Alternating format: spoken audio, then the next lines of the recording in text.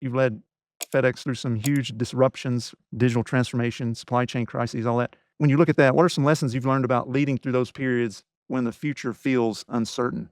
You know, super important to learn how to express your convictions. We all get the gift of being able to see different things. I call it seeing the David because, Michelangelo, when he went in front of the town council in Florence, when they were looking for someone to carve the David, it was a big, they'd fired one sculptor and it was kind of a big hunk of marble, a beautiful piece of marble. But Michelangelo said, I can see the David. You just need to hire me to let him out. And so not everybody can see the David, and not everybody's David is seeing the same thing, if I can say that. So when you see something coming, it doesn't mean that everybody else can see it. And so one of the most important and powerful leadership things is to learn how to relate what it is you're seeing so that others can join the ride. And one of the most important ones that I ever did was as I could see the very model of compute changing. So we were coming out of an era of mainframes and big mini computers where, everything sort of ran on its own box. And, I was looking at this new thing happening, which, in the technology world was the very beginnings of cloud computing. It was taking, Intel servers and racking them and harnessing all of that compute. It was connecting them to the internet. It was connecting them to, new kinds of storage.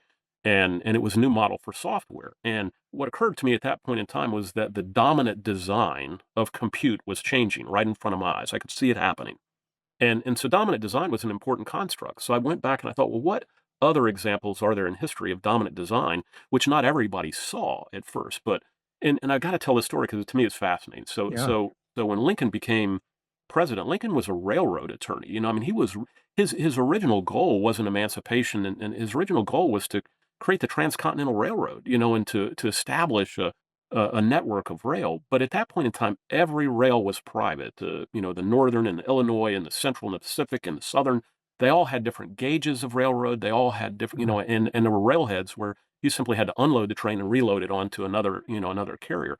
Well, in 1864, Lincoln managed to get the Pacific Railway Labor Act passed, which established a dominant design, 4 foot 8.5 inches for the gauge of a railroad. Well, none of the private companies wanted to do that. I mean, they believed they had it right. There were narrow gauge rails but what happened was, this incredible revolution of, commonizing the rail system coast to coast, including Mm. the transcontinental railroad. I may have said intercontinental before, transcontinental railroad, which was, Stephen Ambrose wrote about it in his book, Nothing Like It in the World.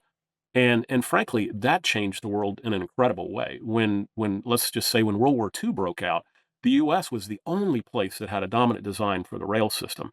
And by the way, if you resisted that dominant design, that's how you became a ghost town. If you had a different gauge of railroad and you said, Mm. we're not going to do it, tumbleweeds were rolling down Main Street. You weren't keeping up with the change.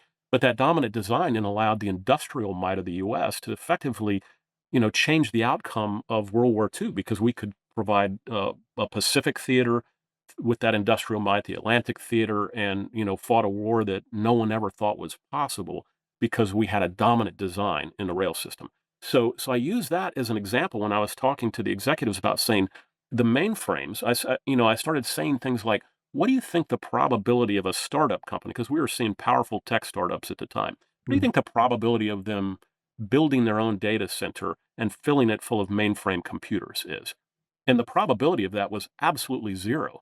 But we had a bunch of that. We had the wrong gauge of the railroad. So I was able to convince them through storytelling and examples that, that they could see the David that I was seeing, that there was a new form of computing that was going to take over and was going to be much more powerful. And that if we didn't adapt to that, we might start seeing tumbleweeds on Main Street.